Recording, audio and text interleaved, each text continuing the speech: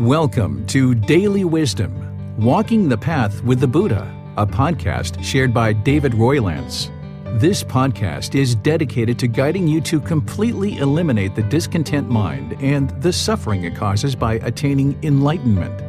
Learn and practice the teachings of Gotama Buddha that will guide you to fully attain a peaceful, calm, serene, and content mind with joy. To support this podcast, visit patreon.com/support Buddha or visit buddhadailywisdom.com, where you will discover a full range of courses, retreats, and online learning resources to assist you on the path to enlightenment. Now, here's our teacher to share more.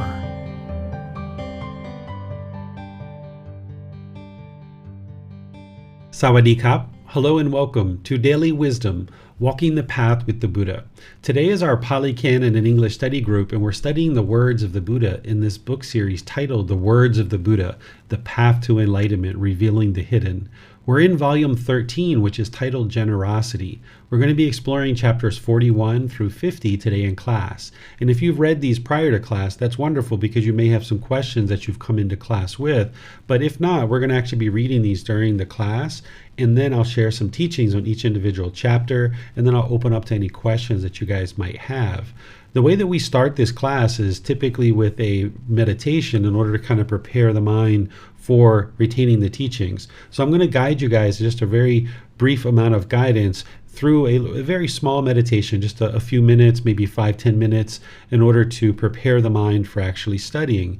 And then we'll actually go into the class and studying the chapters 41 through 50 of the Volume 13, Generosity. And if you don't have these books, you can download them from buddhadailywisdom.com, but I'm going to be displaying them in our class today. So if you don't have them, you'll be able to see them in class, but then for future classes, you might decide to download them and actually read them prior to class and or after class. So I'd like to welcome all of you and invite you to join for some meditation. So if you'd like to take a position, like I mentioned, I'll just give some very brief guidance here because typically the people who are studying in this class have already developed a certain level of meditation, so they already are familiar with the body positioning and what to do with the mind. Instead, what I'll do is I'll just chant, go into meditation, and then chant and come out, let you understand to stay focused on the breath. And then anytime the mind is off the breath, you just cut that off, let it go, and come back to the breath. So typically I would guide this, but in today's class, I'm not going to provide any guidance for that. Just understand what to actually do is first get the breath established, then focus the mind on the breath. And then anytime the mind is off the breath, cut that off, let it go, and come back to the breath. Arahang Samma Sambuddho Bhagava Bhutang Bhagavanang Abhivateyami Savakhato Bhagavata Tammo Dhammang Namasami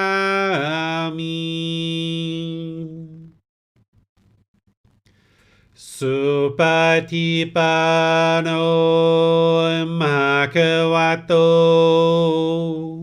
Sāvaka Saṅkho Saṅghang Namami Namo Tassa Bhagavato Arahato Samma Sambuddhassa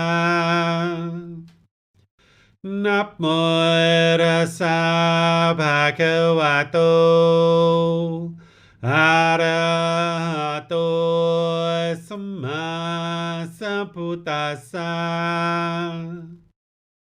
Namo Tassa Bhagavato Arahato Samma Sambuddhassa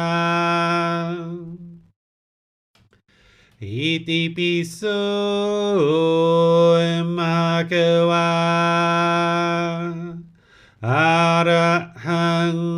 สัมมาสัมพุทโธวิชาจารณังสัมมุโนสกขาโตโรกาวิโตอนุเตโรปุริสาดัมมาสติสัตตาตาวามนุสนังพุทโธภควาติ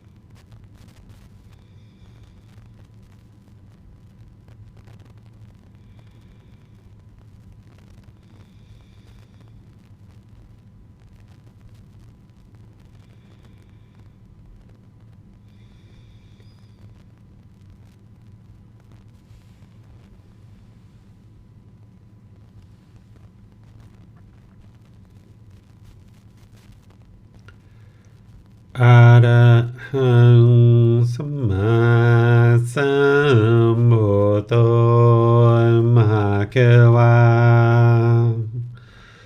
พุทธังมหาเกวันหังอภิวาเทมิสวากขาโตมหาเกวัตตาธัมโมธัมมังนามาสามิสุปฏิปันโนมหาเกวัตโตสาวกสังโฆสังฆังนามามินะโมตัสสะภะคะวะโตอะระหะโตสัมมาสัมพุทธัสสะนะโมตัสสะภะคะวะโตอะระหะโตสัมมาสัมพุทธัสสะนะโมตัสสะภะคะวะโตอะระหะโตสัมมาสัมพุทธัสสะอิติปิโสภะคะวะ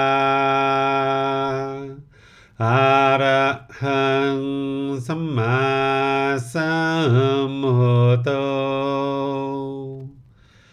วิชาจารณังสัมมุโนสคาโตโรกาวิโตอนุเตโรปุริสาธัมมาสติสัตตาตวามนุสนังพุทโธภควาติ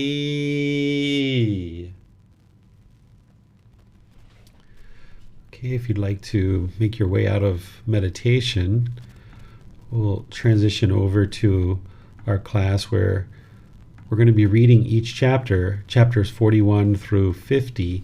And then after we read the chapter, then we'll open up to teaching. I'll actually share some teachings, then we'll open up to questions that you guys might have related to the teachings. And you can put those questions into Facebook, YouTube, or Zoom, or you can raise your hand electronically in Zoom and ask any questions that you like. Yes, sir. I'll read chapter 41. To start us off, Gifts of a Wholesome Person, Second Discourse. Monks, there are these 5 gifts of a wholesome person. What 5? 1. He gives a gift out of confidence. 2. He gives a gift respectfully. 3. He gives a timely gift. 4. He gives a gift unreservedly. 5. He gives a gift without injuring himself or others. 1. Because he has given a gift out of confidence, wherever the result of that gift is produced, he becomes rich, with great wealth and property, and he is handsome, attractive, graceful, possessing supreme beauty of complexion. 2. Because he has given a gift respectfully, wherever the result of that gift is produced, he becomes rich, with great wealth and property, and his sons and wives, slaves, servants, and workers are obedient, lend an ear, and apply their minds to understand. 3.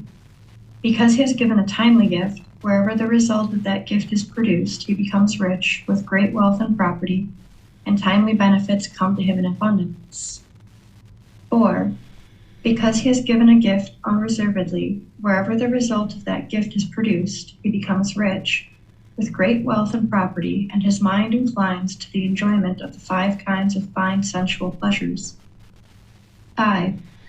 Because he has given a gift without injuring himself or others, wherever the result of that gift is produced, he becomes rich, with great wealth and property, and no damage comes to his property from any source, whether from fire, floods, kings, thieves, or displeasing heirs. These are the 5 gifts of a wholesome person. All right. Thank you, Miranda. So here, as we've discussed at other chapters in this book, as you're giving a gift to practice generosity, there shouldn't be the expectation of getting something else in return, because that's not pure generosity. That would be like, I'm only giving this gift because I want something in return. This is craving, desire, attachment. It's not going to produce wholesome benefits. So what the Buddha is doing here is he's explaining the natural law of karma, of what will and will not occur, so that you understand, as things are happening in your life and you're experiencing certain wholesome results, you understand why that is. Because the Buddha teaches about generosity and how this is so important for one's practice, and it eliminates craving, desire, attachment. But there's all these benefits that are occurring because of practicing generosity. The number one thing that the Buddha talks about, and we discuss this in other chapters in this book, about how it eliminates craving, desire, attachment, or equips the mind, the way that the Buddha explains it. And here, this is just another chapter, another discourse explaining some of the results of giving a gift. But you shouldn't be focused on this and thinking that you're only going to give a gift in order to acquire these things. Because if that's why you're giving a gift, you're not going to actually be able to experience the things that the Buddha is actually talking about here. So this is a matter of understanding the wisdom of the natural law of karma and what's actually occurring and what's not occurring, versus having the craving for these things to occur. So here he's explaining these 5 things that are experienced, that when you give out of confidence, you give respectfully, you give a timely gift, unreservedly, and without injuring yourself or others, then these are the results that one would experience. By providing a gift out of confidence, this is where the Buddha is saying, okay, if there's rebirth, essentially, or wherever the result of that gift is produced, then there's these benefits of being rich, wealthy, with property, handsome, attractive, graceful, with supreme beauty of complexion. But of course, if you're giving for those reasons, this isn't going to actually occur. So here the Buddha is just explaining these different things, and it's helpful for you to understand, but it shouldn't be something that is part of the reason why you're giving the gift.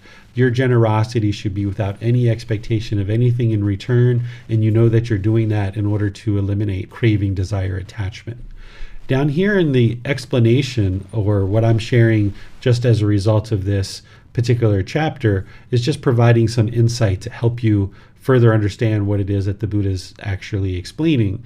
That here, by giving a gift with confidence, there shouldn't be any remorse or regret in the gift that you give. So now we're kind of in that season of gift giving with all the different holidays that exist around this time, that if you give a gift and you feel remorseful that you gave too much or that you gave too little, then there isn't this confidence in the mind.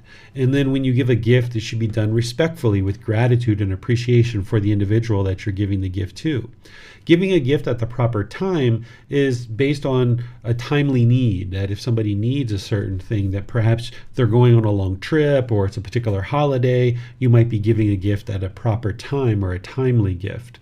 Giving a gift without reservation or holding back with selfishness, but understanding that there needs to be a practice of the middle way, where even though the Buddha uses this word unreservedly, he's not saying to exhaust your resources. This is where you need to look at the Buddha's teachings in their totality and understand more of what he's saying. Whereas if you looked at just this discourse and this word of unreservedly, you might think that you're to exhaust your resources. But other discourses that he talks about generosity, you can see where he's talking to practice this middle way. Whereas if you never gave gifts, then the mind is selfish. Whereas if you gave to the point where you exhausted your resources, then this is going to produce unwholesome results as well. So without reservation means without holding back or without selfishness, that you willingly give, is essentially what's being described there as being unreservedly or willingly give gifts.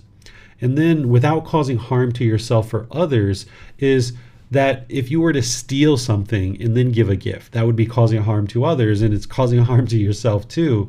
Or if you were, as I talked about, exhausting your resources and you were not able to afford food, water, clothing, shelter, medical care, this would be causing harm to yourself. Or if you felt like you had to work, 100 hours a week in order to get a little bit of money together in order to give a gift to somebody, this would be harming yourself in order to give a gift. So the Buddha is saying you shouldn't cause harm to yourself or others, but instead find this middle way to ensure you're not causing harm to any beings, including yourself. And this is what will produce wholesome results. In addition to everything else the Buddha talks about related to generosity, this is one area to understand as it relates to practicing generosity.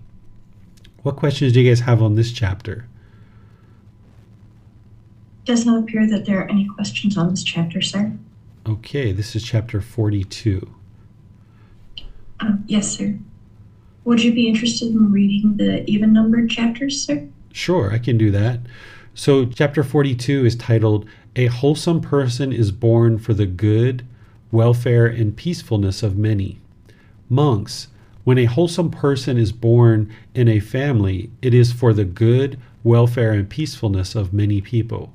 It is for the good, welfare, and peacefulness of his mother and father, his wife and children, his slaves, workers, and servants, his friends and companions, his departed ancestors, the king, the heavenly beings, and ascetics and Brahmins. Just as a great rain cloud nurturing all the crops appears for the good, welfare, and peacefulness of many people, so too, when a wholesome person is born in a family, it is for the good, welfare, and peacefulness of many people. It is for the good, welfare, and peacefulness of his mother and father, his wife and children, his slaves, workers, and servants, his friends and companions, his departed ancestors, the king, the heavenly beings, and ascetics and Brahmins. The wise person residing at home truly lives for the good of many. Day and night, diligent toward his mother, father, and ancestors, he respects them in accordance with the teachings, remembering what they did for him in the past. Firm in confidence, the devoted man, having known their wholesome qualities, respects the homeless ascetics, the ascetics who lead the spiritual life. Beneficial to the king and the heavenly beings, beneficial to his relatives and friends, indeed, beneficial to all, well established in the wholesome teachings, he has removed the stain of selfishness and fares on to a heavenly world. When a person supports his parents and respects the family elders, when his speech is gentle and courteous, and he refrains from argumentative words, when he strives to remove meanness, is truthful, and eliminates anger, the Tavasatim something heavenly beings call him truly a wholesome person. So here the Buddha is talking about characteristics of an individual who is learning and practicing these teachings, becoming more and more wise about how to function through these teachings. And what the Buddha is saying is somebody who does this is going to be very much beneficial in the community for the good, welfare, and peacefulness of many people. Here he's addressing a man or men, so therefore he's using the gender of he, but this is applied to multiple genders. If you've read the beginning of these books, you can see where I mentioned that you can apply these teachings to all genders or non-genders that we might have today or at some point in the future. So as somebody gains more and more wisdom in these teachings, they're going to be functioning in a way that's not harmful to others. And the Buddha gives some indication of this when he talks about the certain speech and the way that someone interacts here, where he talks about this person supports their parents and respects their elders, speaks gentle and courteous, refrains from argumentative words, and strives to remove meanness, is truthful and eliminates anger. So here you can see if somebody's functioning this way, or if you're choosing to function this way, then this is going to be very beneficial because you're not causing harm to others through the way that you interact in the world. And that's what the Eightfold Path is providing a practitioner, is helping you to understand the teachings, particularly around moral conduct, so that you're not causing harm to others, therefore harm won't come to you. And he talks in here, and the whole reason why this is in this book is about removing the stain of selfishness, that this individual who is functioning in a wholesome way based on the teachings wouldn't have selfishness in the mind, that instead they would be willing to give and share.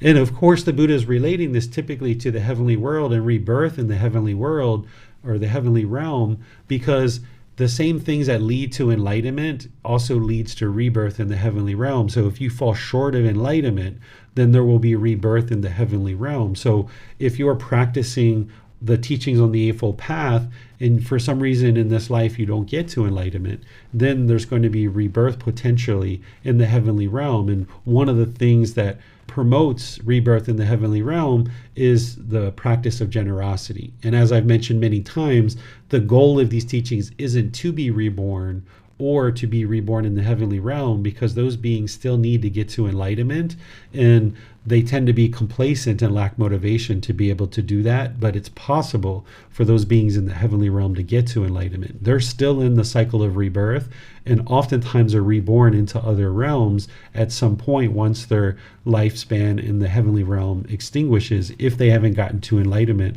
in the heavenly realm. So the goal would be to learn, reflect, and practice in this life so that you can then train the mind and get to enlightenment in this life. And then there's no more rebirth in any realm whatsoever.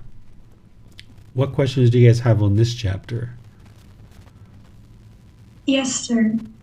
It's clear how this person, this wholesome person, would be directly beneficial to those around them. Could this person also be almost indirectly beneficial because the people around them are watching how they're interacting in the world and maybe follow their example, and then that could be a way that they're benefiting those around them too, sir? Yes, this is one of the benefits, that not only is it through their interactions, but even other people just observing the way they interact in the world. And this is why I sometimes share that your practice of getting to enlightenment, it's benefiting you, those close to you, and all of humanity, because not only are you not causing harm to others, but then others have this example of how to function in the world. And for those people that take notice of somebody who's speaking gentle and kind and respectful and polite, and then they choose to adopt those same qualities, that's going to be helpful for them. And this is why the Buddha also talks at other parts in his teachings about how a community should kind of make space for enlightened beings and make space for people who are even in the first, second, and third stage of enlightenment, because having these individuals in your community is only going to help more and more people in the community. So if we went around and we purchased things at a cashier, and we went to stores, and we went to the gas to get gasoline, and we were going to hospitals and different places, and we're disgruntled and angry and hostile, that's going to affect those people, and more people's minds are going to adopt that kind of way of being. But conversely, if we're practicing these teachings and we're training the mind to be polite, kind, friendly, and respectful, smiling at people, saying, how's your day going? Or after you do a transaction at a cashier, you might say, have a wonderful day. And it puts a smile on people's face, and they really enjoy that. I notice this frequently, even here in Thailand. This morning, I went to 7-Eleven to get some soy milk and a little something to eat before I was teaching class at the temple. And I noticed the girl was very quiet, and she had a little bit of look on her face that she was maybe still waking up, because it was kind of early in the morning. And after the transaction, I said in Thai, have a very wonderful day. And she brightened up. She was like, oh, thank you so much. And this was in my view, this was very helpful for her to have somebody say that to her, because then she brightened up a bit. And now her next interaction with the next person can be more bright. And then that spreads to that person. So just like disgruntledness can be spread around a community, this brightness and this cheerful way of being, this radiance of the enlightened mind and the qualities of enlightenment, can also spread around a community without any kind of direct teaching necessarily, but just by functioning more and more like an enlightened being and actually attaining enlightenment.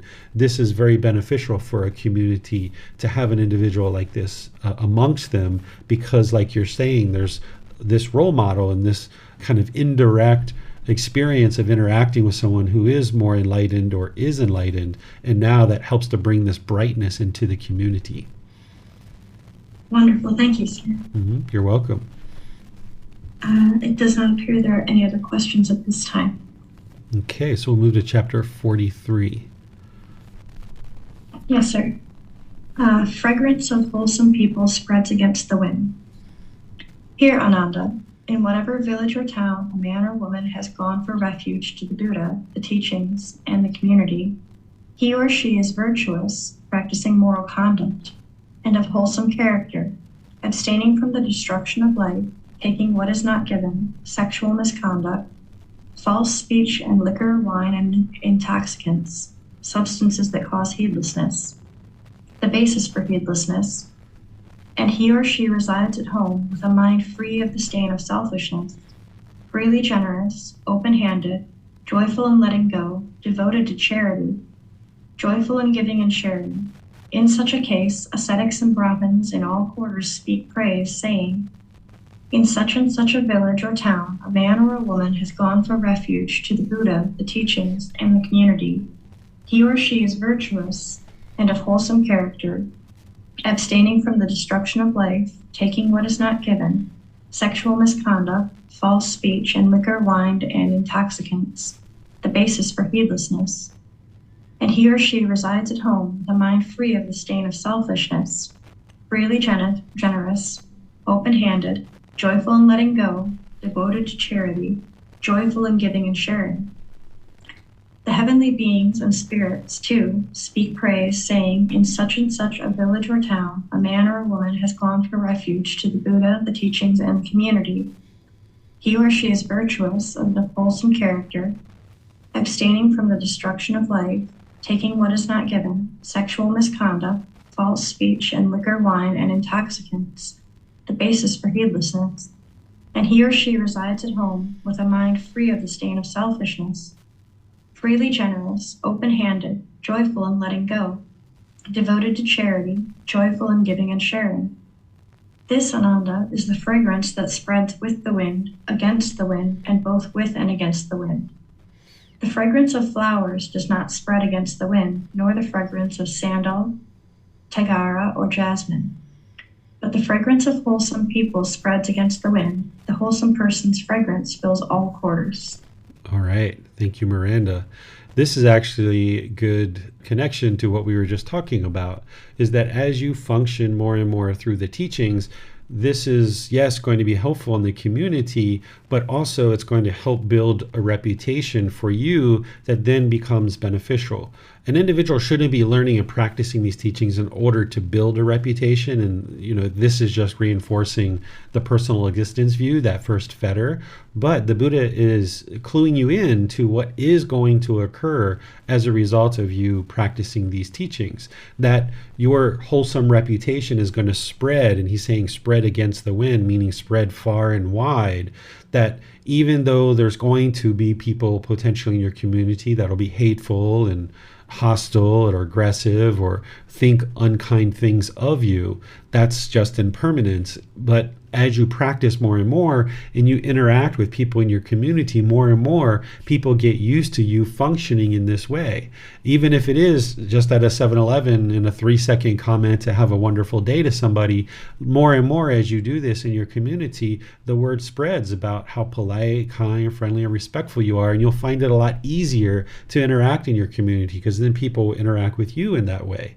And then as you experience and need certain business opportunities, whether it's a job or if you're an entrepreneur and you have business contacts that you need to conduct yourself, as you conduct yourself through these good, wholesome teachings, this reputation will precede you, is what we typically say nowadays. That's essentially what the Buddha is explaining here, is that your good, wholesome reputation will precede you. It will spread against the wind, so that it'll spread far and wide. And then you'll find that it's much easier to accomplish things in the world when you're functioning through these good, wholesome teachings. Whereas if we're hostile, aggressive, and bitter, this is going to make it very much a struggle and difficult for you to function in your community, because people look at you in this very negative way based on your hostility, aggression, and bitterness. And then conversely, as you function more and more wholesomely through these wise teachings, then you'll experience improved results. So the Buddha is just cluing you into that. And one of the aspects of that he's talking about here is, of course, the 5 precepts. Practicing those will knock down a significant amount of unwholesome and unwise decisions. But then he's also talking about practicing generosity, because as you practice generosity of giving and sharing, this will help you to develop a wholesome reputation. Again, you shouldn't be practicing that in order to get a wholesome reputation, but the Buddha is just explaining to you that that's what will occur, so that as it's occurring, you'll understand why. So then that reinforces your decision to continue practicing the good, wholesome teachings that you're practicing. What questions do you guys have on this chapter? It does not appear that there are any questions at this time, sir. Okay. So we go down to the next chapter, 44, which is titled, When Unwholesome Monks Are Strong, Wholesome Monks Are Weak. Monks, when robbers are strong, kings are weak. At that time, the king is not at ease when re-entering his capital, or when going out, or when touring the outlying provinces. At that time, Brahmins and householders, too, are not at ease when re-entering their towns and villages, or when going out, or when attending to work outside. So too, when unwholesome monks are strong, wholesome monks are weak. At that time, the wholesome monks sit silently in the midst of the community, or they resort to the outlying provinces. This is for the harm of many people, for the unhappiness of many people, for the ruin, harm, and suffering of many people, of heavenly beings and humans. Monks, when kings are strong, robbers are weak. At that time, the king is at ease when re-entering his capital, and when going out, and when touring the outlying provinces. At that time, Brahmins and householders, too, are at ease when re-entering their towns and villages, and when going out, and when attending to work outside. So too, when wholesome monks are strong, unwholesome monks are weak. At that time, the unwholesome monks sit silently in the midst of the community, or they depart for other regions. This is for the welfare of many people, for the peacefulness of many people, for the good, welfare, and peacefulness of many people, of heavenly beings and human beings. Okay, so here, oftentimes when people think about Buddhist monks or people who are into these type of things, they just kind of think that everybody must be wholesome. But that would be permanence if that was actually true. So we know that that's not true. That even during the lifetime of the Buddha, with these teachings being very strong and vibrant in the world, there were monks who were very wholesome and very wise and practicing the upright way, as the Buddha describes it, or the straight way.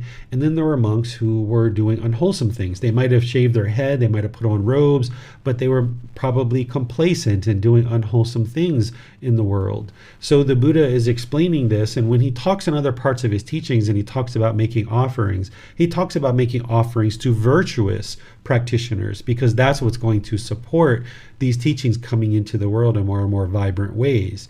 Well, the same thing here is what he's saying is when the wholesome practitioners are strong, then the wholesome ones are weak, meaning that the teachings aren't being very visible in the world because the wholesome monks are remaining quiet and they're not standing up and sharing the teachings that would lead to wholesome conduct. So therefore, this unwholesomeness comes over the world or over your community because these teachers or these ordained practitioners or whomever is seeking, people are seeking guidance from for teachings, it's going to now have this unwholesomeness as part of it, and this is going to be spread throughout the community because the wholesome individuals are quiet and they're not really sharing the teachings in the way that the Buddha recommends.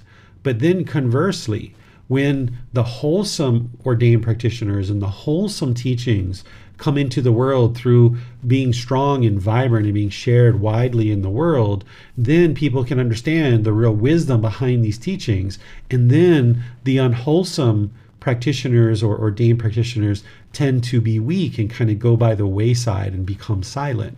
So what the Buddha is saying here is maintain the wholesomeness, maintain the strength of the community, because as long as we allow the unwholesomeness to come into the community, this is almost like a bacteria or a virus that eats away at the community. So by having strong practitioners who are practicing the teachings and strong teachers, not strong in terms of strength or power, but strong in terms of their wisdom and practice of these teachings, then as new students come into the community, it's much easier for them to observe that, yeah, all these people are so friendly and kind and polite and respectful, and they can kind of see how to practice amongst a community of individuals who are wholesome. And then the unwholesomeness kind of goes by the wayside. But if we allow a community to become unwholesome, and that's the strong qualities that are pervasive in the community, then it's very challenging for people to be able to see what is actually the way of practice in order to be able to then practice in order to get to enlightenment. And you might see this in your community if you've seen kind of like one tragic event happen in your country, and then there's kind of like this repeated copycatting of unwholesome actions and activities. And then conversely, if you see a community where there's certain wholesome things that are happening, then people will tend to kind of use that as an example, and they will kind of step up and kind of become more and more wholesome.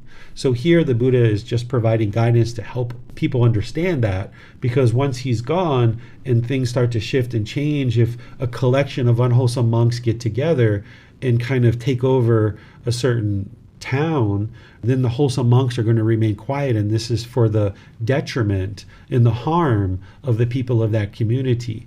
But if the wholesome practitioners are out there and practicing the teachings and sharing the teachings into a community, now this wholesomeness can come into the community. And that's where the Buddha says that this is for the good, welfare, and peacefulness of many people. Because now, as we were just talking earlier, people can use this wholesome practicing practitioners as a role model or an example of how to model these teachings and how to practice them more readily.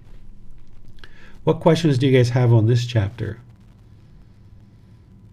It does not appear that there are any questions at this time, sir. Okay, so now we go to chapter 45. Yes, sir. Ways to eliminate unwholesome people. The perfectly enlightened one told Brahmin Kutadanta about the story of the king Mahavajita calling his chaplain to instruct him on how to make a great sacrifice. The chaplain replied, "Your Majesty's country is overrun by thieves. It is severely damaged. Villages and towns are being destroyed. The countryside is infested with criminals. If your Majesty were to tax this region, that would be the wrong thing to do. Suppose your Majesty were to think, I will get rid of this disease of robbers by executions and imprisonment, or by confiscation, threats, and punishment by sending them away from the country. The disease would not be properly ended. Those who survived would later harm your Majesty's country. However, with this plan, you can completely eliminate the disease. To those in the kingdom who are engaged in cultivating crops and raising cattle, let your Majesty distribute grain and food for livestock. To those in trade, give capital. To those in government service, assign proper living wages. Then those people, being intent on their own occupations, will not harm the kingdom. Your Majesty's revenues will be great, the land will be tranquil and not overrun by thieves, and the people, with joy in their hearts, playing with their children, will reside in open houses." All right, thank you, Miranda. So when I describe this to students, rather than go through this whole discourse, although this discourse provides great details and provides the teachings that help you understand this, what I describe this as is accentuating the positive. If we see people that are doing unwholesome things, like our children or people in our life, and we just look to punish them, then this is just going to create more and more problems, because then the people feel like we're being hateful or we're doing harmful things to people. But when we see our children or people in our life doing wholesome or wise things, if we accentuate that positive and kind of compliment them, or perhaps give them gifts or things like this, and kind of share our appreciation for the wholesome and wise things that they're doing, this is actually going to promote better results in your life. Here, the Buddha is talking about it in terms of a whole kingdom. So you can think about this in terms of a country.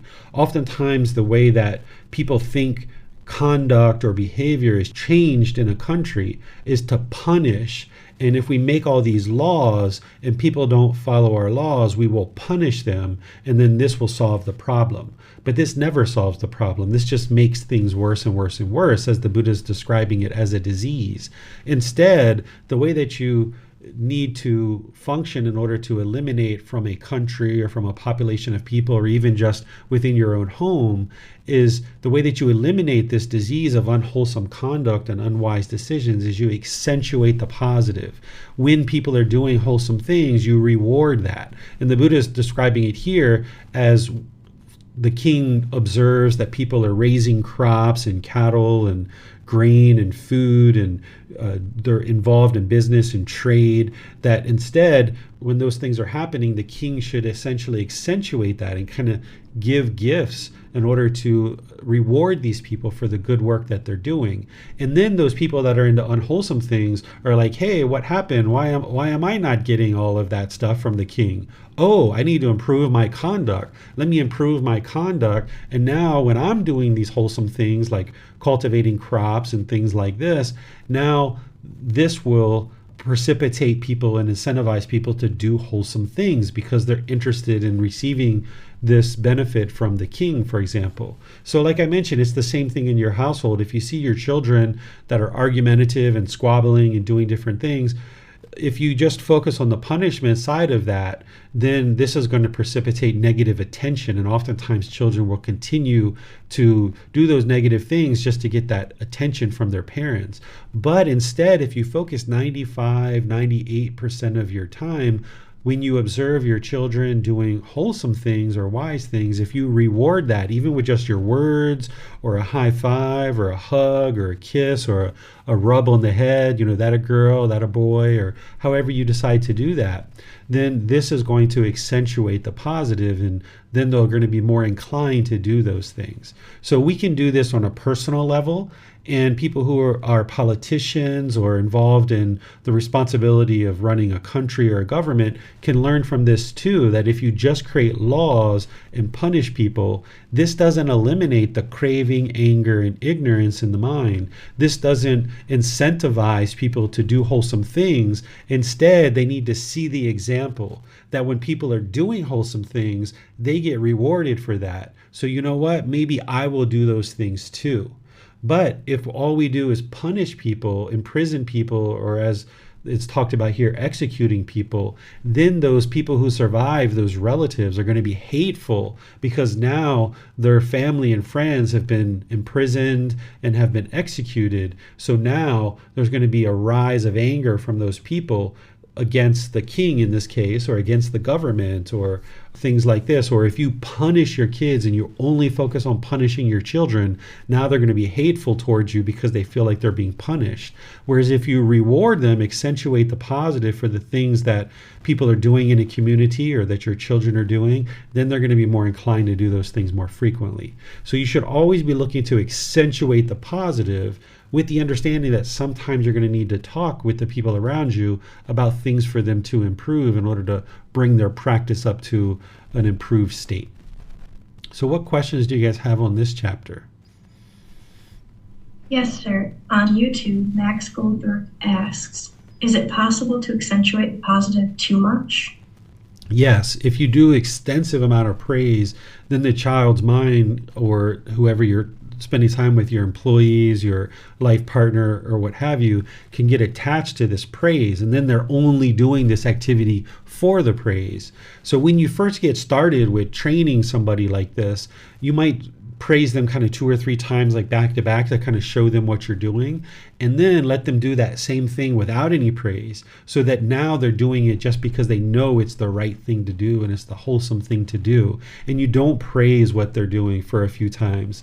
This way their mind doesn't crave the permanence of continuous and ongoing praise, because you would like to incentivize them to do things enough with your praise, but then you would like to step back and let them do those things based on their own decisions, because they see that it's a wise thing to do. And they won't get that if you constantly praise. So you might initially, with a new thing that you're working on with somebody, you might initially kind of praise them more frequently, and then kind of fade that away for a while, and then praise them every once in a while, and then kind of fade that away. And then you get to the point where you don't need to praise that at all anymore.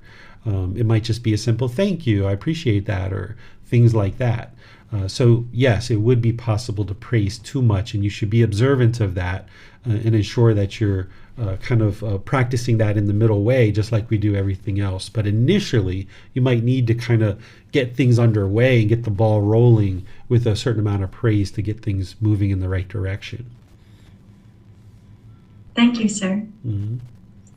Also, when we do have to address, I guess I shouldn't say have to, when we are addressing unwholesome behaviors, is there a way with skillful speech, when addressing unwholesome thoughts, speech, or actions from another person, to not be negative towards this, but still allow them to see how they could change their thoughts, speech, or actions to be more aligned with a wholesome way of interacting with the world? Yes. So the first thing I'll say about that is the only time that we should consider that we need to share teachings to help somebody is if we're in a role of doing that. So for example, when I was an employer, I was a boss, there was times where I needed to teach my employees how to improve, or like as a parent, right? Or as an actual teacher. If it's just a coworker relationship, or if it's a neighbor or something like this, we shouldn't feel like we are in the role of teaching this person. We can actually still be effective, but depending on the relationship, we might have to see if they're open to suggestions or advice. But there are some situations where we're for sure designated, and it's our role to now share teachings with this person. And rather than being degrading and demoralizing and telling them they're a bad person and things like this, what I tend to do is I focus on the decisions that they're making. Rather than them as a person and saying, you're wrong, I'll say, I'm not sure that I agree with the decisions that you've made here. I would like to talk about these decisions and see if we can understand them better, and perhaps you can learn a bit more wisdom about the decisions that you're making. So it's always about the decisions that my son is making, for example, rather than him as a person. He's never feeling depleted or deflated or diminished when he comes out of our conversation like he's a bad person or he's an unwholesome person, for example. Instead, it's about cultivating wisdom and making sure that he looks at his decisions and casting that in a positive way. So in the past, when I was helping him work out his right speech with his mom, for example, if he would speak in unkind ways, I would sometimes say, Bailan, let's put a pause on this conversation that you're having with your mom right now. Let's talk about this. Do you feel like you're talking with your mom in the best way? Is this wise? Is this going to produce wholesome results for you, talking to her in this way? So I'm kind of asking him questions so that he can look at his own conduct, and then he can teach himself, essentially. Because people generally know kind of if they're speaking in a polite, kind, friendly, respectful way or not. And oftentimes, once there's a certain amount of teachings on board, it's a matter of just posing the right questions and getting them to look at their own conduct. And then they're going to be much more readily willing to listen to themselves as they teach themselves. So you just kind of pose the right questions to help them be insightful and look at their own conduct. And if that situation, my son was like, yeah, I think I'm talking to mom just fine. This is the way I always talk to her. And then I might say, well, I disagree. I noticed that you're being a little bit harsh. You're kind of being a little bit demanding and asking her things. why don't you try to do this again? We'll kind of restart this where you can initiate the conversation again and think about some ways that you can talk to mom without being so demanding and so controlling about getting what you want. Instead, focus on communicating in a way that is more loving and more kind and respectful to your mom. So I never tell Bailan exactly what to say or what to do, but I'm giving him teachings to think about that he can then work with that wisdom, and then he can come up with his own words through his own personality, his own character, and then he's more likely to repeat those things if he's come up with it on himself, with him on his own. Whereas if I just give him pre-stocked things to say, like I want you to say it this way or I want you to say it that way, then he has to remember those things. Whereas if he comes up with it himself and he's taught himself essentially just through the guidance of me saying, you know, I think you can be less controlling and less demanding here. You can be a bit more respectful with your mom. Then he can find the right way to do that. And in some cases, I had to share that, and then he would speak, and he was a little bit better than he was in the past, in the previous aspect of the conversation, but he wasn't quite where he needed to be. So after he would say what he was going to say, I'll say, you know, that's certainly an improvement, Bailan. I can see that you're doing better with that. But now let me share this guidance with you. And then I would share a little bit more guidance. And I would say, okay, now why don't you try to do this again? And then sometimes we would laugh and joke about this, of replaying a conversation with mom. And mom would get into it too. And she would smile and she would pretend, you know, like if he was saying something very lovely and very wonderful, she would get like this big smile and big eyes and, you know, be reaching her arms out to hug him. Whereas if he wasn't quite there yet, she would kind of look like confused, like maybe he wasn't quite there with his speech yet. So you can kind of make this playful and enjoyable too, where it's not domineering and punishment and you're wrong and you did this wrong and this wrong and that wrong, and people leave the conversation feeling miserable. You can have fun with it and enjoy it and cast things in a positive light, showing your children or showing your employees or showing people the wise way of this path. Essentially what you're doing is you're holding a light and you're showing them the wisdom of this path by helping the path become more and more visible. And now with the wisdom that you share with them, let them make their own freedom of decisions, their own freedom of choice, their own free will to come up with the sentences and the words that they would like to put together in order to practice the wisdom that you just shared with them. And this will kind of make it their decision rather than you being demanding or controlling and telling them what to do. Wonderful. Well understood. Thank you, sir. You're welcome. It does not appear that there are any other questions at this time. Okay, so now we go to chapter 46. Sir, Chrissy has volunteered to read. Would it be all right if she read the first half of chapter 46 and then I'll read the second half? Absolutely, feel free. Thank you. I might need help with that first word that starts with a K, the monks of... I was going to have trouble with that word too, so I looked to Miranda. Yeah, there we go. Okay. Thank you.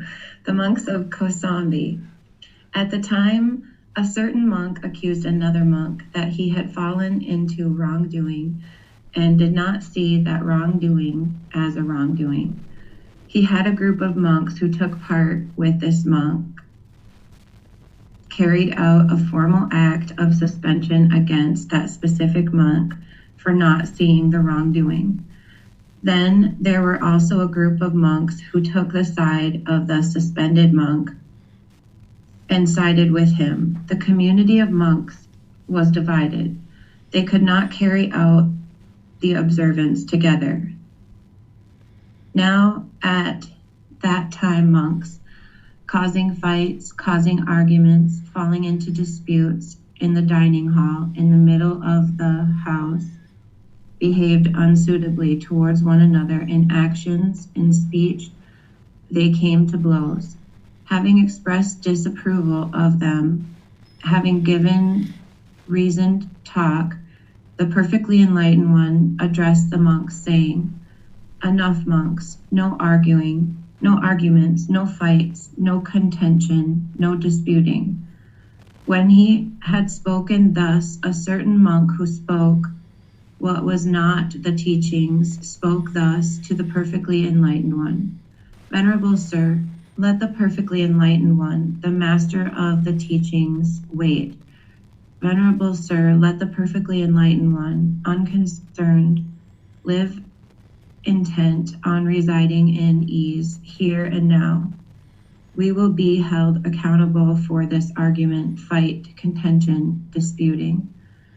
And the second time, the perfectly enlightened one spoke thus to these monks. Enough, monks, no arguments, no fights, no contention, no disputing. And the second time, the monk who spoke what was not the teachings spoke thus to the perfectly enlightened one. Venerable Sir, let the perfectly enlightened one, the master of the teachings, wait. Venerable Sir, let the perfectly enlightened one, unconcerned, live intent on residing in ease here and now. We will be held accountable for this argument, fight, contention, disputing. Then the perfectly enlightened one addressed the monks, citing Prince Digavu's story as an example. Brahmadatta, the king of Kasi, had done him much mischief. He had killed the prince's parents. As Prince Digavu had opportunity to show his anger by killing Brahmadatta,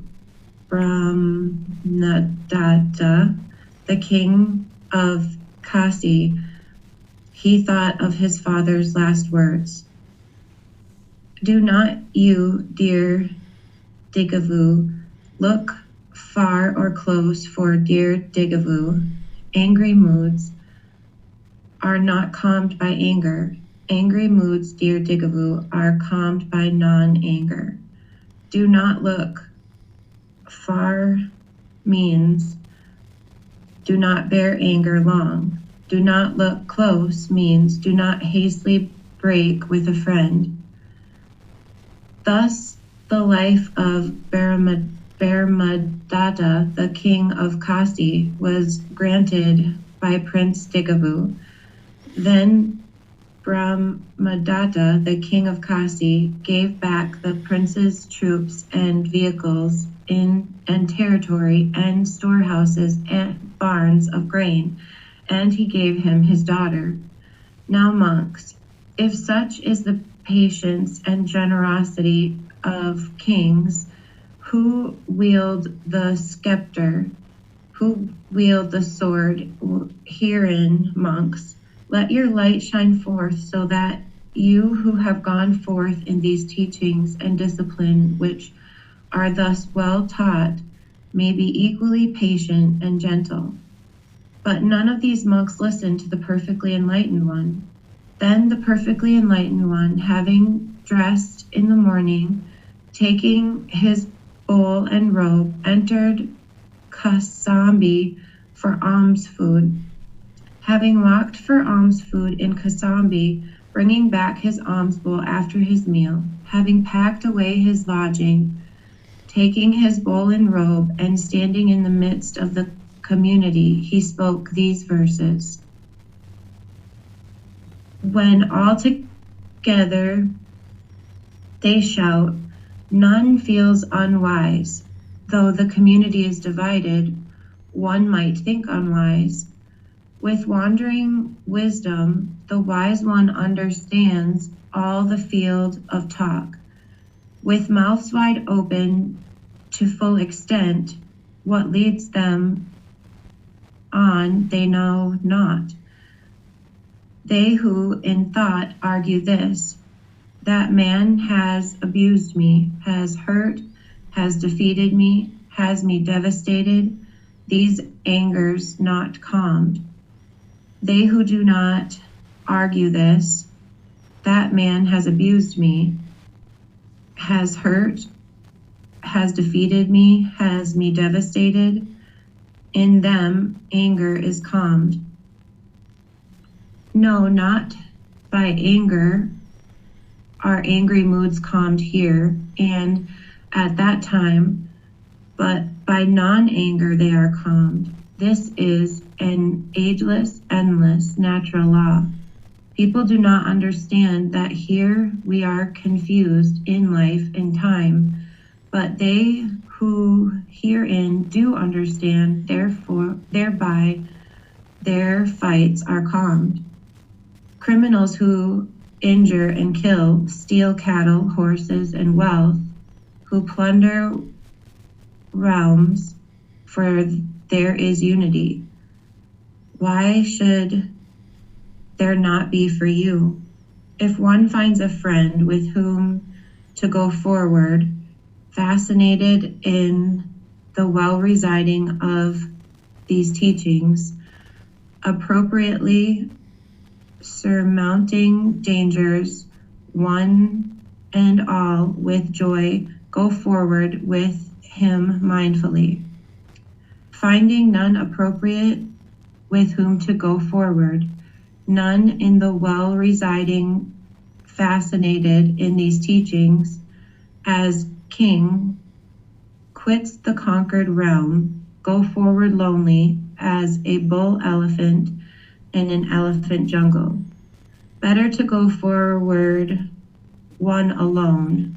There is no companionship with the unwise. Go forward lonely, unconcerned, doing no evil as a bull elephant in an elephant jungle. Then the perfectly enlightened one, having spoken these verses, as he was standing in the midst of the community, approached Balakalonakara village. Good job. And the eastern bamboo grove. Along the way, he had met a few of his senior disciples. Walking in the tour, in due course, he arrived at Perilia.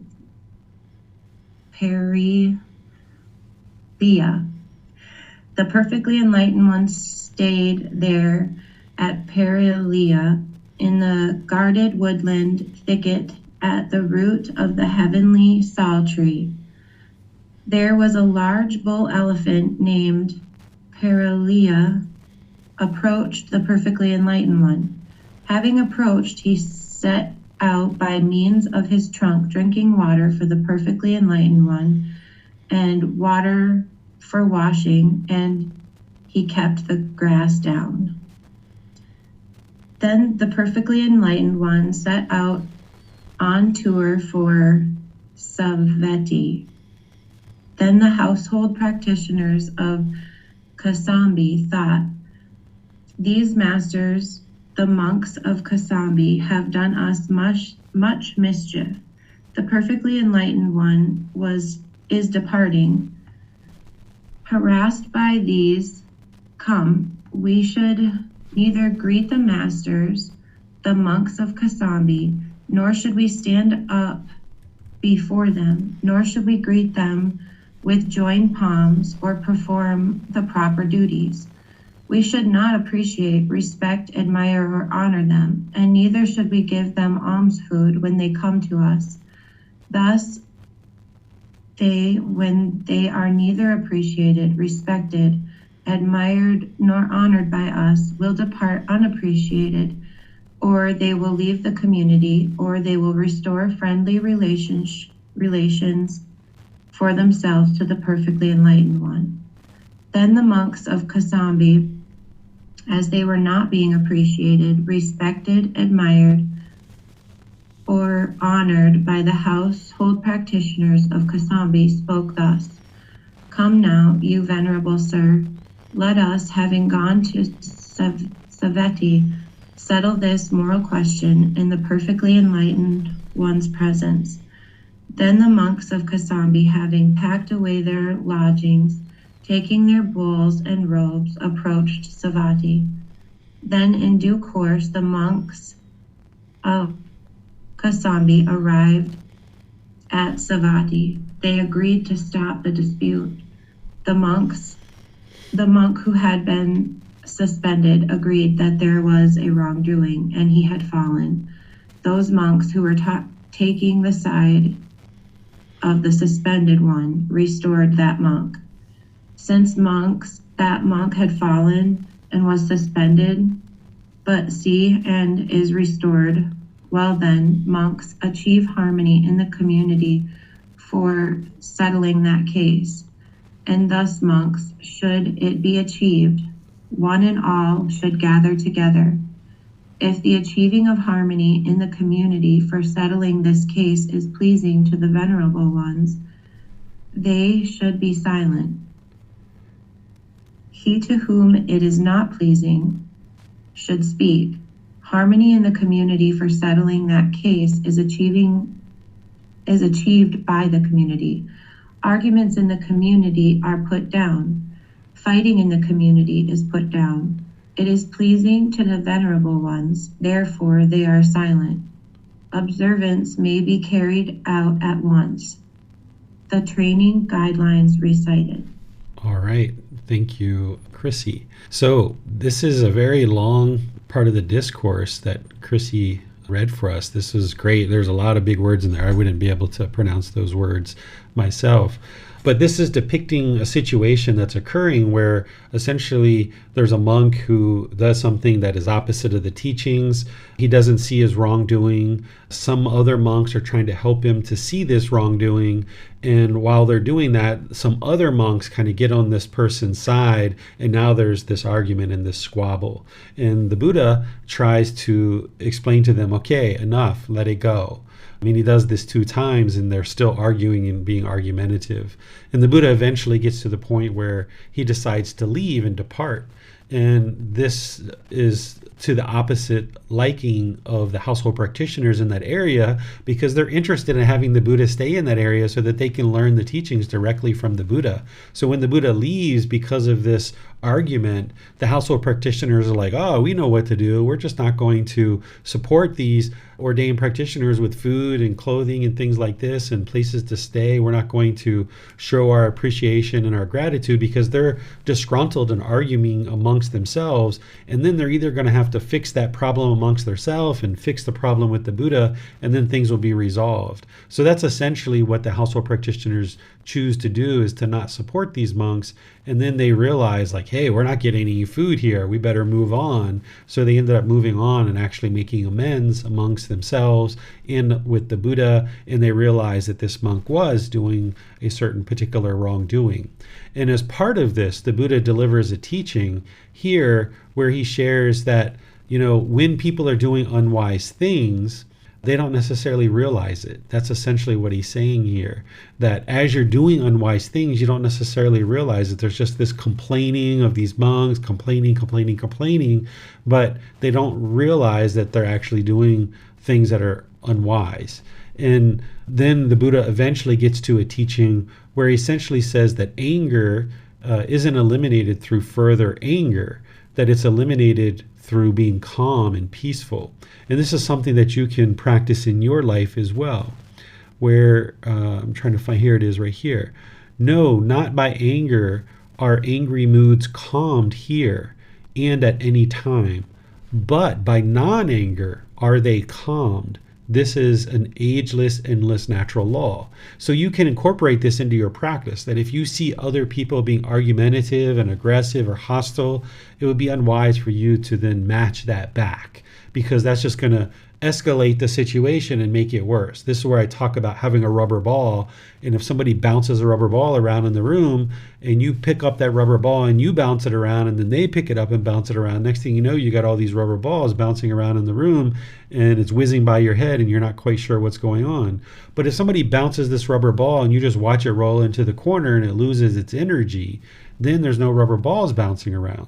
So it's the same thing as if someone's being argumentative and hostile and aggressive and you just ignore that or you just walk away from it, then that's what's going to calm this down. By you being angry or hostile back to this individual, it's just going to escalate the situation. So the Buddha is explaining how to calm down the situation is by calming your mind and not allowing the fight to continue, but instead by training the mind to be restrained and not come back with anger and hostility, which if the mind has craving, anger, and ignorance, this is going to be challenging for you in certain situations. If you have attachment, if you have your anger arising, but this is where your training of breathing mindfulness meditation, of generosity, training the mind to let go of craving, anger, and ignorance, and particularly that craving, desire, attachment, the more you train the mind to let that mental longing and strong eagerness go, you'll be able to restrain the mind, and you'll realize that me being argumentative here with someone who's also argumentative isn't going to solve the problem at all. Oftentimes there's the ego in there making the mind feel like if I can just come up over the top of this person and I can prove to this person that I'm right and they're wrong, this will solve the problem and they'll be quiet. But they've also got ego in their mind, and they're not going to stand for that. So this ego in this anger just goes and goes and goes and goes, and the situation just becomes more and more elevated. And this is where oftentimes it can come to, punching or hitting or throwing things. People have even gotten weapons and murdered people as the escalation of the argument continues. But instead, what the Buddha is explaining here is the way to calm this down is to respond with non-anger. And what non-anger is loving kindness, or the genuine interest in seeing all beings be well. And in some cases, that might mean that you just walk away, or in other situations, you might say some calming words. But oftentimes when somebody's mind is so elevated into anger, hostility with argumentative speech, there's nothing you can say to calm them down. Oftentimes, the best thing to do is to just walk away. And you'll need to decide that on a case-by-case basis of what you choose to do and how you choose to respond. But don't allow the mind to react in negative ways in this situation with hostility and argumentative speech, because that's not going to calm things down. And that's what the Buddha did here. You see that when the argument was going on with the monks, he didn't jump in and try to, separate them and, with hostility and anger. He just said, okay, enough. Let's be done with this. Essentially is what he said, is let's just be done with this. And then he said that twice, and they didn't respond to him. They didn't listen because their anger was too elevated. So then he just decided to leave and walk away.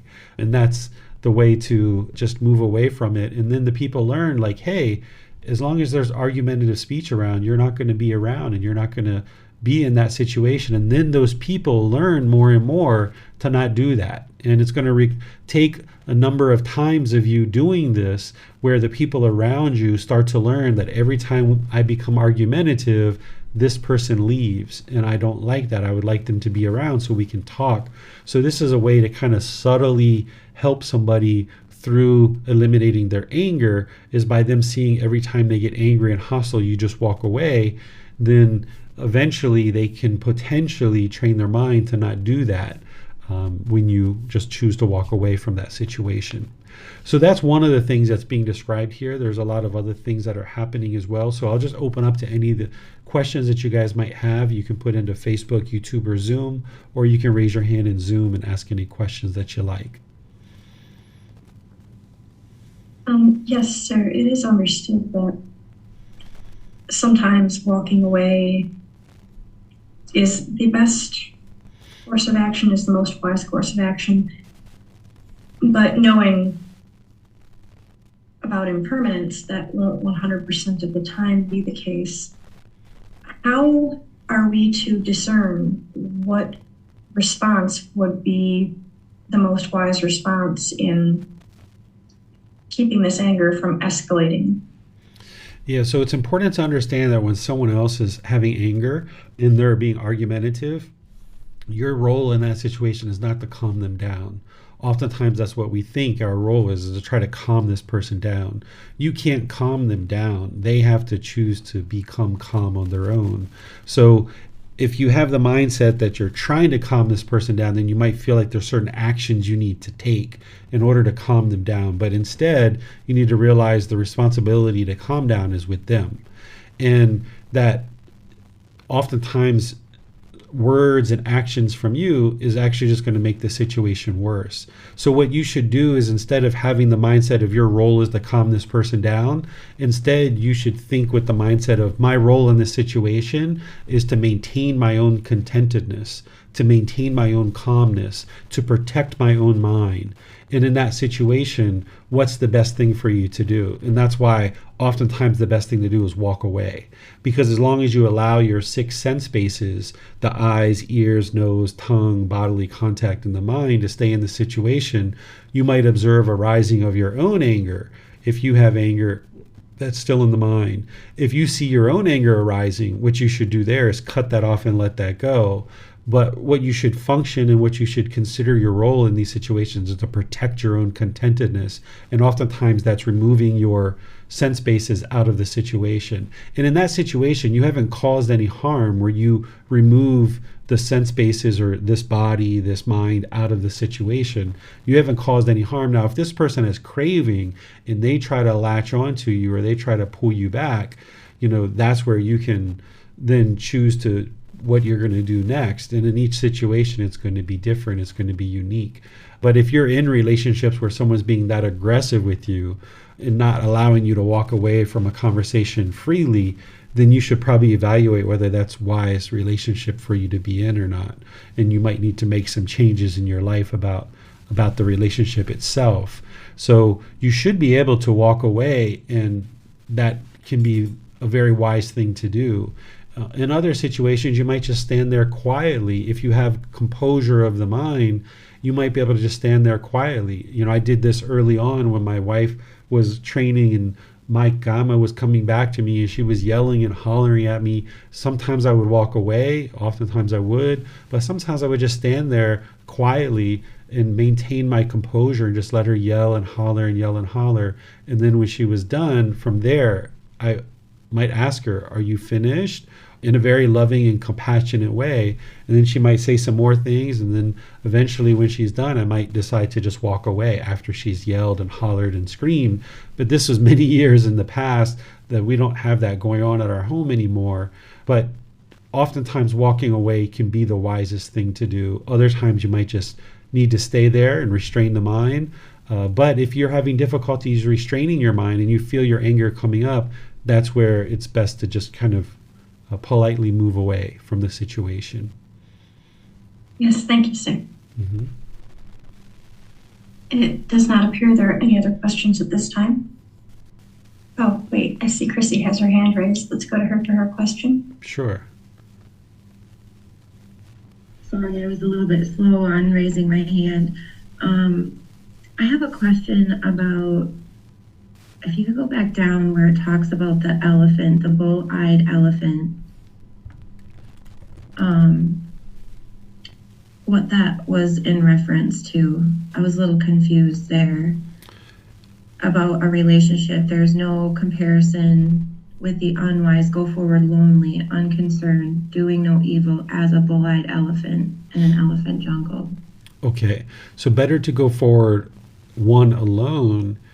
There is no companionship with the unwise. Going forward lonely, unconcerned, doing no evil as a bull elephant in an elephant jungle. So here what the Buddha is saying is it's better for you to walk away and be alone rather than be in companionship with people who are unwise. Because if you stay around, if someone's argumentative and they're angry and they're hostile, the Buddha is explaining them as unwise because they don't have the wisdom of training their mind and controlling their mind. So he's saying it's better to go away alone and be alone rather than stay around someone who's unwise. And what a bull elephant is, of course they're a leader. They're oftentimes alone. They don't stay with the herd. A bull elephant goes off on their own, doing no evil as a bull elephant. A bull elephant is going to be all by themselves. So the Buddha is saying, don't do any evil in this situation where someone's being argumentative. Don't do any hostile or aggressive things, but instead just go away and be alone, away from the herd, like a bull elephant. Okay, thank you, sir. I understand. And the only reason why he says go forward lonely is because in the unenlightened state, there can be potentially some loneliness there. once the mind's enlightened, there isn't going to be any loneliness. But also being sure that when you walk away from a situation where there's argumentative speech, be unconcerned, because you can know that you haven't caused any harm by walking away. Sometimes people feel like it's rude to walk away, but that's just because there's attachment. There isn't any speech or any action that's harming this other person. If somebody walks away from a conversation and somebody deems that to be rude, that's because of their own craving. They're wanting to keep this person in the conversation. In that situation, there hasn't been any speech, there hasn't been any actions that's harmful, so you can be unconcerned in walking away from a situation. And that's what the Buddha is saying, unconcerned here. That's helpful. Thank you. Mm-hmm. You're welcome. It appears that is all the questions that are being asked for this chapter, sir. Okay, so now we go to 47. Yes, sir. Where should a gift be given? First discourse. Venerable sir, where should a gift be given? Wherever one's mind has confidence, great king. But venerable sir, where does what is given become of great fruit? This is one question, great king. Where should a gift be given? And this another. Where does what is given become of great fruit? What is given to one who is virtuous, practicing moral conduct, great king, is of great fruit. Not so what is given to an unwholesome person. Now then, great king, I will question you about this same point. Answer as you see fit. What do you think, great king? Suppose you are at war and a battle is about to take place. Then a Katya youth would arrive, one who is untrained, unskillful, unpracticed, inexperienced, fearful, terrified, frightened, quick to flee. Would you employ that man? And would you have any use for such a man? Surely not, venerable sir. Then a Brahmin youth would arrive, a Vesa youth, a Sudha youth, who is untrained, unskillful, unpracticed, inexperienced, fearful, terrified, frightened, quick to flee. Would you employ that man, and would you have any use for such a man? Surely not, venerable sir. What do you think, great king? Suppose you are at war and a battle is about to take place. Then a Katya youth would arrive, one who is trained, skillful, practiced, experienced, brave, courageous, bold, ready to stand his place. Would you employ that man, and would you have any use for such a man? Surely I would, venerable sir. Then a Brahmin youth would arrive, a Vesa youth, a Sudha youth, one who is trained, skillful, practiced, experienced, brave, courageous, bold, ready to stand his place. Would you employ that man, and would you have any use for such a man? Surely I would, venerable sir. So too, great king, when a person has gone forth from the household life into homelessness, no matter from what clan, if he has abandoned 5 factors and possesses 5 factors, then what is given to him is of great fruit. What 5 factors have been abandoned? Sensual desire has been abandoned, ill will has been abandoned, complacency has been abandoned, restlessness and worry have been abandoned, doubt has been abandoned. What 5 factors does he possess? He possesses virtue of one beyond training, concentration of one beyond training, wisdom of one beyond training, liberation of one beyond training, wisdom and vision of liberation of one beyond training. He possesses these 5 factors. Thus, what is given to one who has abandoned 5 factors and who possesses 5 factors is of great fruit. As a king intent on waging war, would you employ a youth skilled with the bow, one endowed with strength and vigor, but not the coward on account of his birth? So even though he be of low birth, one should honor the person of noble conduct, the wise man in whom are established in the virtues of patience and gentleness. One should build delightful sanctuaries and invite the learned to reside in them. One should build water tanks in the forest and causeways over rough terrain. With a confident mind, one should give to those of upright character, give food and drink and things to eat, clothing to wear and bed and seats.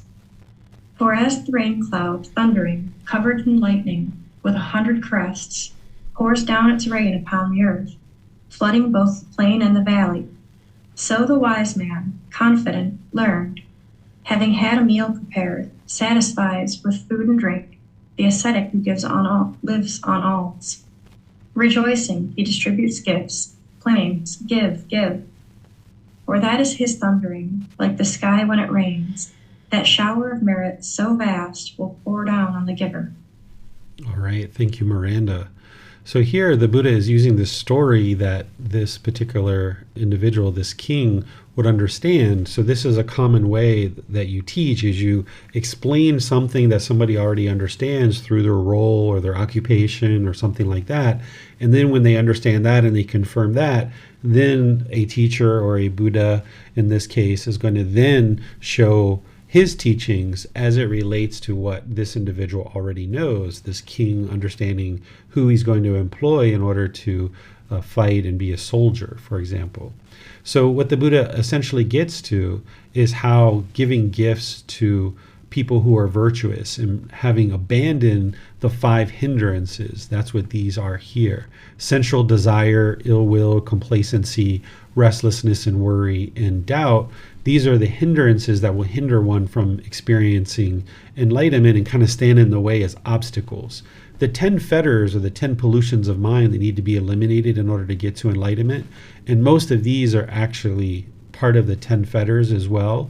But the Buddha talks about these things in different ways depending on whether he's talking about it as an obstruction or an obstacle versus talking about it as one of the fetters or pollutions of mind. So the Buddha is helping this particular king understand who to give gifts to. Because as a person who's maybe joining the path or maybe at a certain point in their path, they may not understand easily who they should actually practice in giving gifts to, and the Buddha is making that kind of easy for them to be able to see. So one who's eliminated sensual desire, ill will, complacency, restlessness and worry and doubt, the Buddha is saying, okay, this would be a wise person, someone who's abandoned this would be helpful for you to give a gift to them. And then the Buddha adds these 5 factors that somebody possesses. He says virtue or moral conduct beyond training. This means somebody who's already understood the moral conduct as part of the Eightfold Path, and now they're practicing that so well that there's no more training that they need to do. They're beyond training.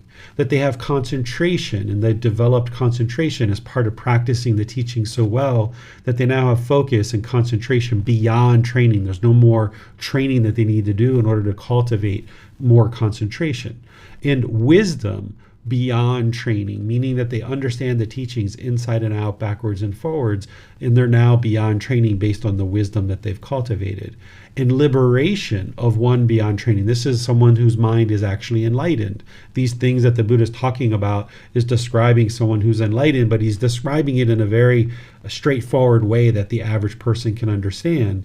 Liberation of mind or enlightenment, an individual is not going to be irritated, they're not going to be frustrated, they're not going to be annoyed, they're not even going to have the slightest dislike.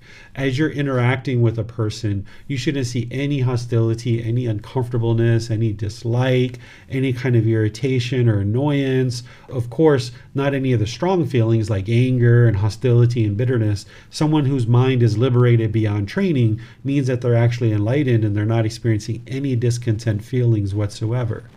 And then the Buddha says wisdom and vision of liberation beyond training. What this is that you have the wisdom of how to liberate the mind, and you can have the vision or the clarity to be able to see how to help other people to liberate the mind. That this is a person who's sharing the teachings, and he's saying this is somebody who would be wise to give gifts to. What questions do you guys have on this particular chapter? Not appear that there are any questions at this time, sir.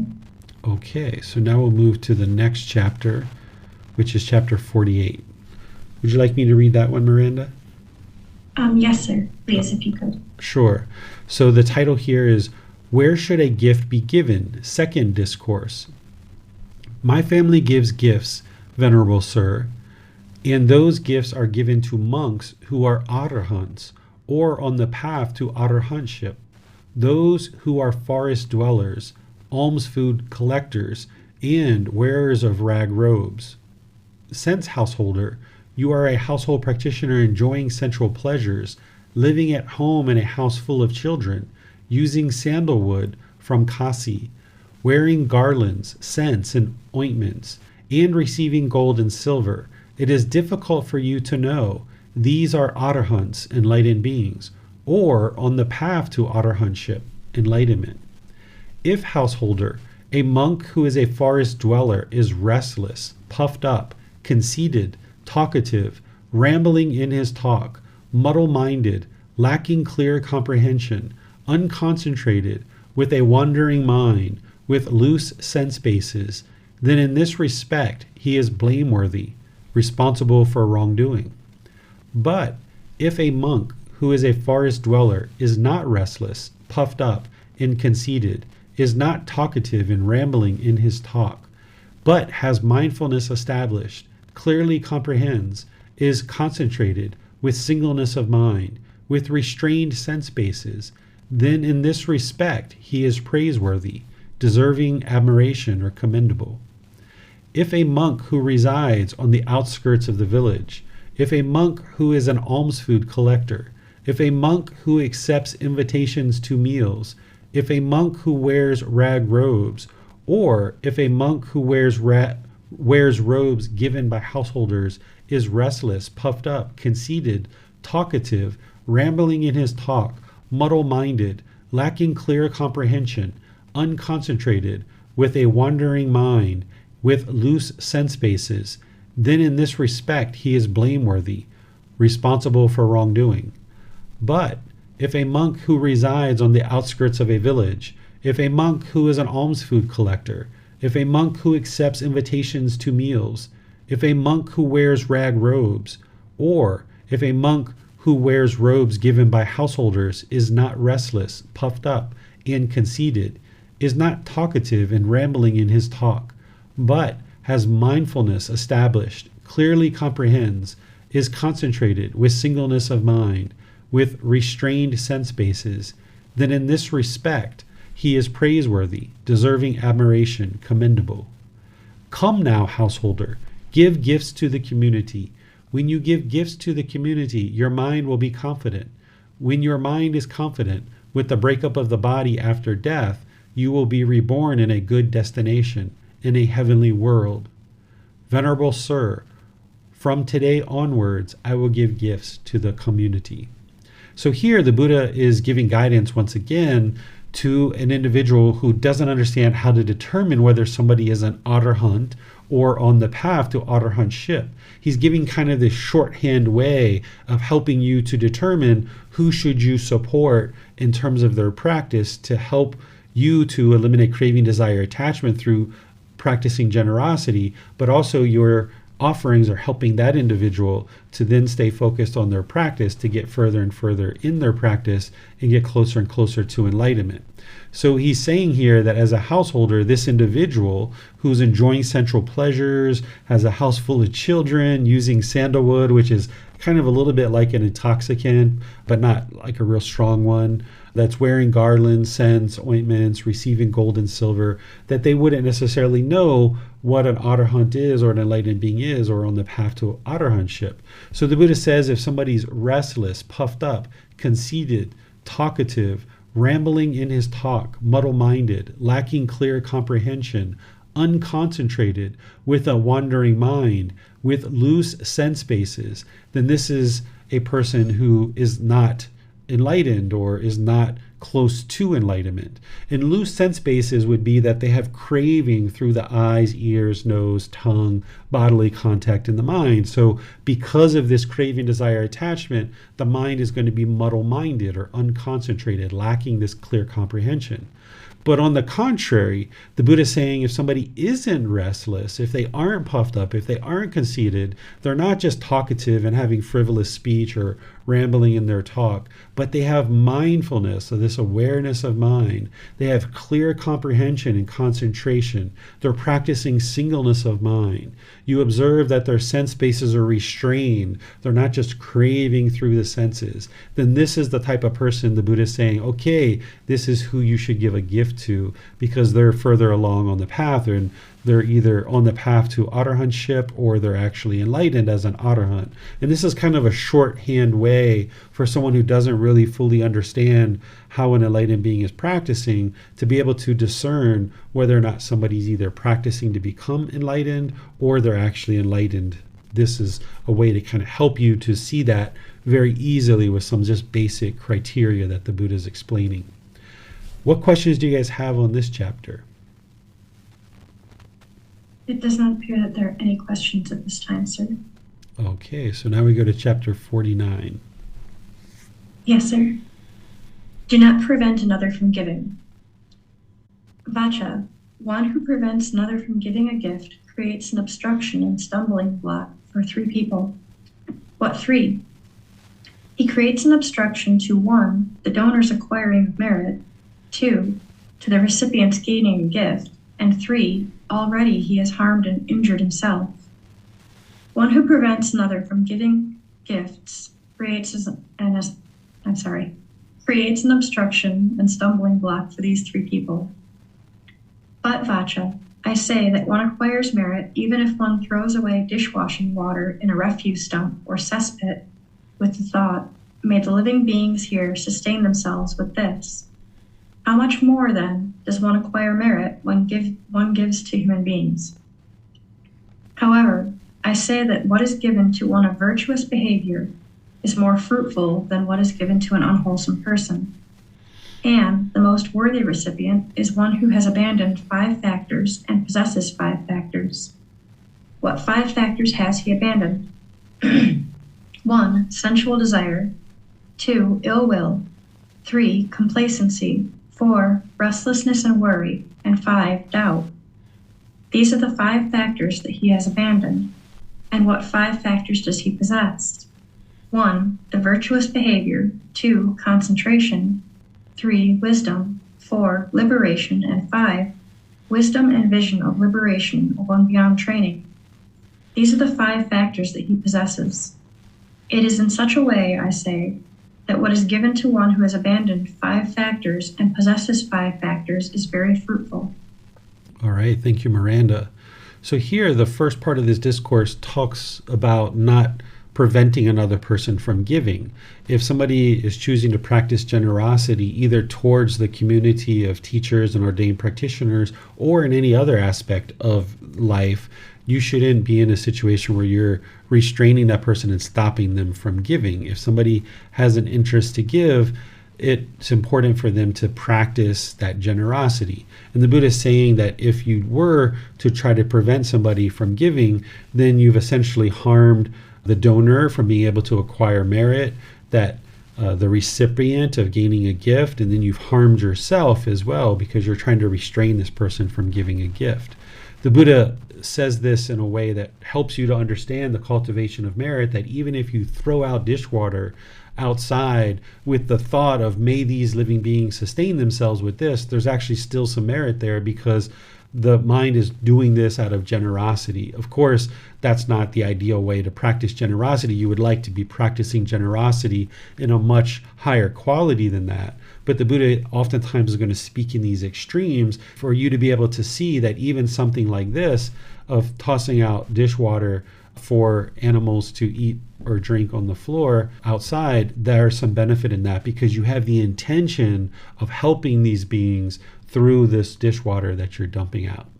And then the Buddha is explaining the same thing that we explored in a previous chapter, where he's saying essentially the individuals that you're looking to make gifts to for the community are people who have eliminated sensual desire, ill will, complacency, restlessness, and worry and doubt.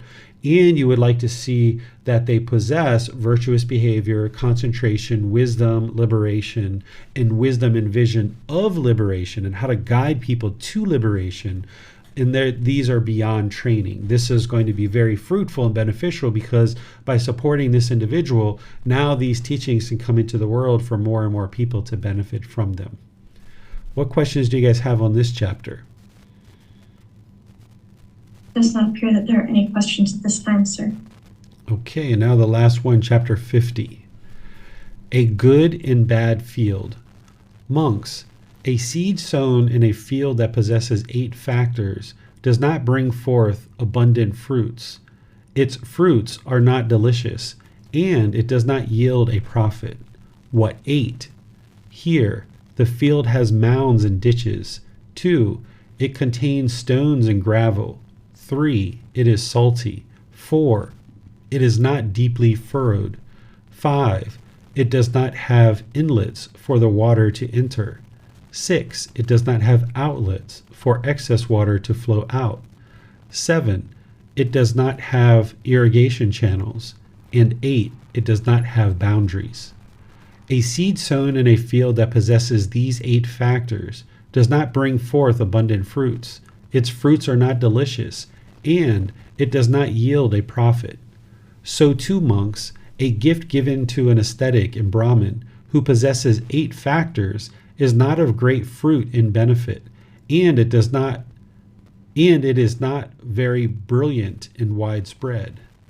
What 8 factors? Here, the ascetic and Brahmins are of wrong view, wrong intention, wrong speech, wrong action, wrong livelihood, wrong effort, wrong mindfulness, and wrong concentration. A gift given to ascetics and Brahmin who are possessing these 8 factors is not of great fruit and benefit, and it is not very brilliant or widespread. Monks, a seed sown in a field that possesses 8 factors brings forth abundant fruits. Its fruits are delicious, and it yields a profit. What 8 factors? Here, 1, the field does not have mounds and ditches. 2, it does not contain stones and gravel. 3, it is not salty. 4, it is deeply furrowed. 5, it has inlets for the water to enter. 6, it has outlets for excess water to flow out. 7, it has irrigation channels. And 8, it has boundaries. A seed sown in a field that possesses these 8 factors brings forth abundant fruits. Its fruits are delicious, and it yields profit. So too, monks, a gift given to ascetics and Brahmins who possess 8 factors is of great fruit and benefit. It is extraordinarily brilliant and widespread. What 8 factors? Here, the ascetics and Brahmins are of right view, right intention, right speech, right action, right livelihood, right effort, right mindfulness, and right concentration. A gift given to ascetics and Brahmin who possess these 8 factors is of great fruit and benefit, and it is extraordinarily brilliant and widespread. So here, once again, the Buddha is taking something that people already know, which is cultivating fields and planting fields, which would have been a understanding that many people had during the lifetime of the Buddha. And he's taking what they understand about that and then relating it to the teachings so that they could see that in these situations of these 8 factors, that seeds don't grow and produce wholesome results. The same thing as if you provide gifts and offerings to individuals who have wrong view through wrong concentration, then this isn't going to promote beneficial outcomes in the community. Because if people are practicing wrong view, wrong intention, wrong speech, wrong action, wrong livelihood, wrong effort, wrong mindfulness, and wrong concentration, then the teachings can't flourish in the community and people can't see what the good, wholesome teachings are. But conversely, the Buddha explains these certain 8 factors of a field, that if a field has these 8 factors, it will grow wonderful fruit that is delicious and yields a profit.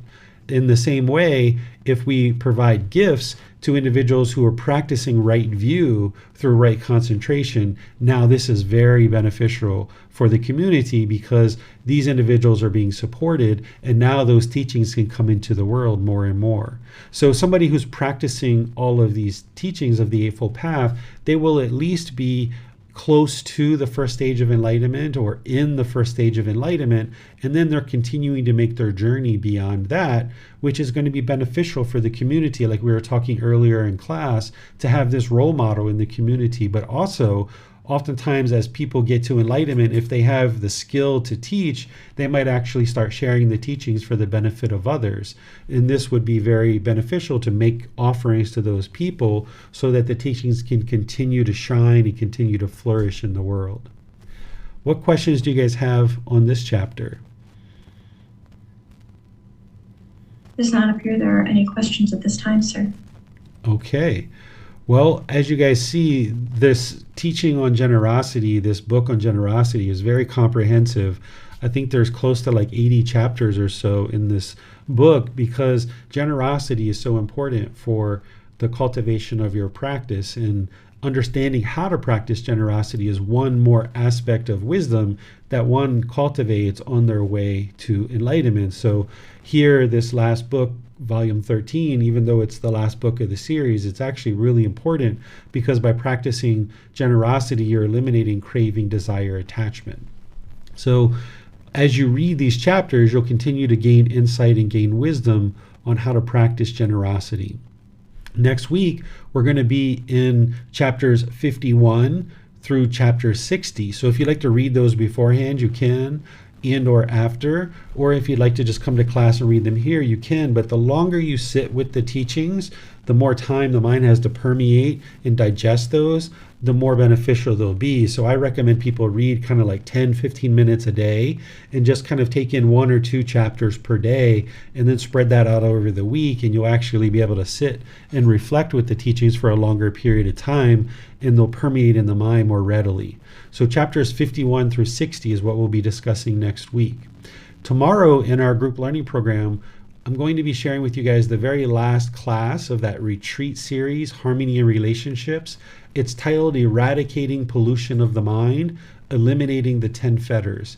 In this class, I'm going to go piece by piece in each individual fetter, explaining what it is and the solution of how to eliminate it. Because remember, the 10 fetters are the 10 individual detailed problems that the Buddha discovered in the unenlightened mind and what hinders you from experiencing enlightenment. So in order to eradicate them or eliminate them, you would need to know exactly what these fetters are and what the solutions are in order to eliminate them. So I'm going to be doing that in our class tomorrow. And if you can attend live, that's wonderful. If you can't for any reason, it's going to be recorded in YouTube and on the podcast, so you'll be able to listen to the replay.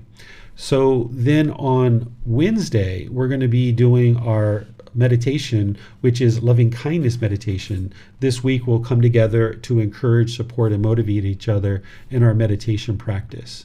So you're welcome to join any of these classes that you like, and keep in mind that these classes are going to be restarting in January. On January 8th, we'll be restarting the group learning program, and on January 28th, we're going to be restarting the Pali Canon and English study group. Even though you can join these classes at any time, you're welcome to join and you're invited to join, but oftentimes people like to start at the very beginning of the program. So if you'd like to do that, you have that opportunity coming up in January. So thank you all for your support. Thank you, Miranda and Chrissy, for joining, and those of you guys on live stream who are asking questions and moderating and reading. I really appreciate the support in class. And have a very lovely rest of your day and a lovely weekend, as this is a holiday for some people that are celebrating Christmas. So have a very lovely holiday weekend, and we'll see you in a future class. Sawadee khap. Thank you for listening to this podcast. To provide support for this podcast, visit patreon.com/support Buddha. To access more teachings, visit buddhadailywisdom.com. There, you will discover a full range of courses, retreats, and online resources to assist you on the path to enlightenment. Remember to establish a daily, consistent meditation practice, along with learning and practicing these teachings. A well-developed meditation practice is the foundation in which to train the mind to attain enlightenment.